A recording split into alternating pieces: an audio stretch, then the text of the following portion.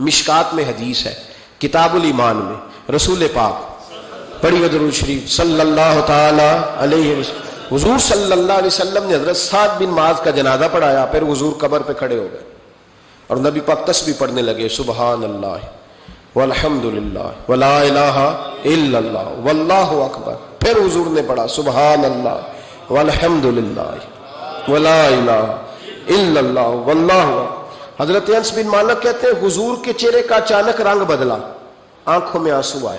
حضور نے زور سے پڑھنا شروع کر دیا سبحان اللہ والحمد للہ ولا الہ الا اللہ واللہ اکبر. کہتے ہیں حضور نے زور سے پڑھا، آہستہ آہستہ محبوب کے چہرے پہ خوشی آنے لگ گئی. جب حضور فارغ ہو گئے، دعا مانگی، نکلنے لگے تو عرض کی یا رسول اللہ یہ کیا تھا؟ حضور فرمانے لگے تمہارے بھائی کی قبر تنگ ہو گئی، میں نے تسبیح پڑھی ہے تو اللہ نے اس کی قبر کو کشادہ کر دیا ہے، اللہ نے اس کی قبر کو. تو پھر اس کا مطلب ہے قبروں پہ کھڑے ہو کے تلاوت کرنا، عبادت کرنا، ان کے لیے کوئی تسبیحات پڑھنا، یہ نبی پاک کی سنت صلی اللہ تعالی. یہ مسئلہ بھی سمجھ میں آ گیا. اب آگے چلتے ہیں. کہتے ہیں جی ختم، پھر آخر میں ختم شریف ہی رہ جاتا ہے کہ وہ ختم شریف نہ پڑھیں. اگر آپ مجھ سے میرا چھوٹا سا تجربہ پوچھیں نا، تجربے کی بات یہ ہے کہ اب ختم نہ دلانا فیشن ہے. اب یہ فیشن ہے کیونکہ اب لوگ کام وہ کرنا چاہتے ہیں جو باپ دادا نے نہ کیا ہو، تھوڑا سا انوکھا کام، ذرا سٹائل ذرا ہٹ کے. کیونکہ ختم دلانا بزرگوں کا طریقہ چلا آ رہا ہے، کہتے ہیں ختم دلاتے ہیں. بڑی معذرت کے ساتھ کچھ باتیں مجبوری ہوتی ہیں، وہ ہماری مجبوری ہوتی ہے. ہم پر سوالات کیے جاتے ہیں تو ہمیں پھر اپنی جماعت کی ترجمانی کرنی پڑتی ہے، اور بعض جگہ پہ دل نہیں کرتا بات کرنے کو، طبیعت نہیں چاہتی، بلکہ یوں سمجھ لیں کچھ لوگوں کو ہم اس قابل نہیں سمجھتے ان پر بات کی جائے. لیکن پھر بھی بات جب سوال اٹھتا ہے تو بات کرنی. میں نے بڑا عرصہ پہلے کہا تھا کہ عیسائی ہو نا غریب ماڑا تو لوگ پوچھ لیتے ہیں اس کے ساتھ کھانا کھانا جائز ہے، پوچھ لیتے ہیں نا. اگر ٹرمپ آ جائے تو جی وہ بھی صحیح ہے کہ نہیں؟ بولے یہ جو آپ کے وہ آتے ہیں وزیر خارجہ وہاں سے، یا ان کا کوئی رکن پارلیمنٹ آتا ہے تو آپ کے وزیر اعظم وزیر خارجہ ان کے اعزاز میں ظہرانہ دیتے ہیں نا. تو ٹیبل پہ کھانا لگا ہوتا ہے، ادھر ہمارا بیٹھا ہوتا ہے، ادھر ان کا بیٹھا ہوتا ہے. جائز ہے؟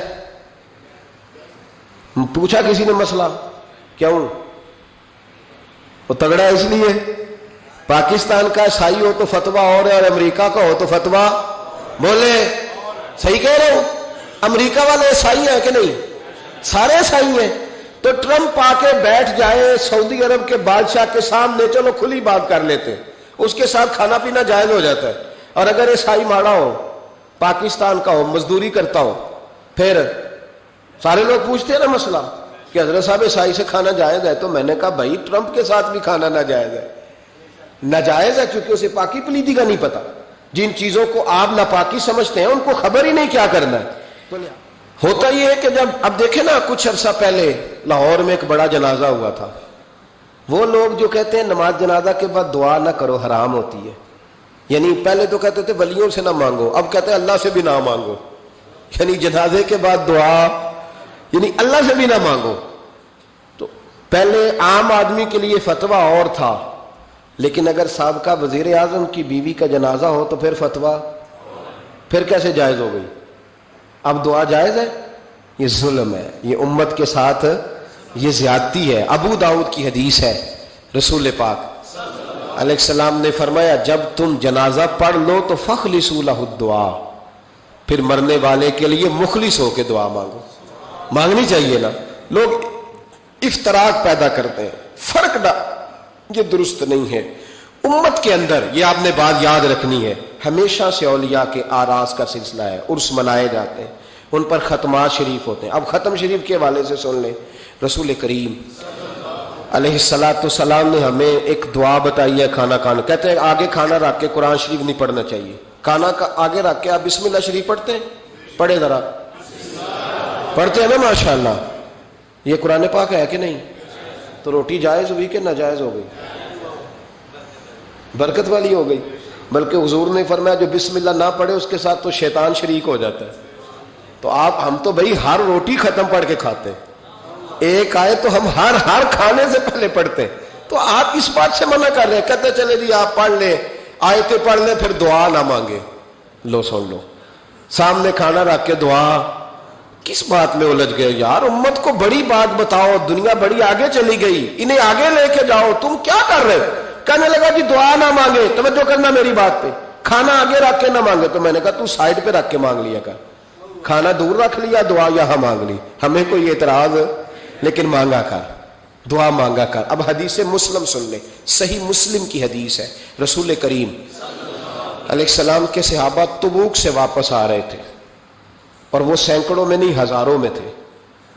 کھانا ختم ہو گیا, پانی بھی ختم ہو گیا. صحابہ کرام نے مشورہ کیا, اب اس طرح کرتے ہیں, ایک ایک اونٹ ذبح کرتے ہیں, ذبح کر کے اونٹ پکانا شروع کرتے ہیں.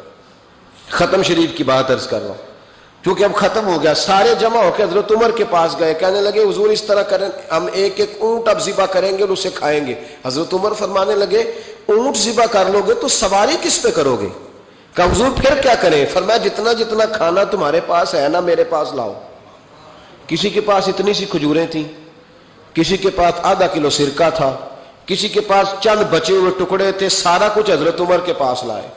جناب عمر نے اپنی چادر میں, اپنے صافے میں سارا کچھ باندھا, سیدھے دروازہ رسول پہ پہنچ گئے. نبی کریم علیہ السلام کے آگے کھانا رکھ کے, آگے لنگر رکھ کے حضرت عمر کہنے لگے یا رسول اللہ ذرا برکت کی دعا کر دے. ہزاروں میں لشکر ہے. یہ نظریہ ہے جناب عمر فاروق کا, یہ طریقہ ہے حضرت عمر کا. نہ اس طرح کرو, امت کو نہ لڑاؤ. میرے رسول کریم علیہ السلام کے غلام نے, حضرت عمر نے کھانا آگے رکھا تو حضور مسکرائے. وہ حضور کہنے لگے عمر تو طے تک ہی پہنچ گیا ہے. حضور مسکرائے, اور مسکرا کے محبوب نے ہاتھ اٹھائے, دعا فرمائی. حضرت عمر کہتے ہیں جب میں اٹھا کے لے گیا تو وزن اس کا اتنا ہی تھا, جب میں لایا تھا جتنا وزن تھا, وزن بعد میں بھی اتنا ہی تھا. فرماتے ہیں میں نے وہ کھول دیا, اتنا سا کھانا تھا, میں نے کہا لو بھی کھاتے جاؤ. کہنے لگے ہزاروں کے لشکر نے کھا لیا, کھانا پھر بھی بچ گیا.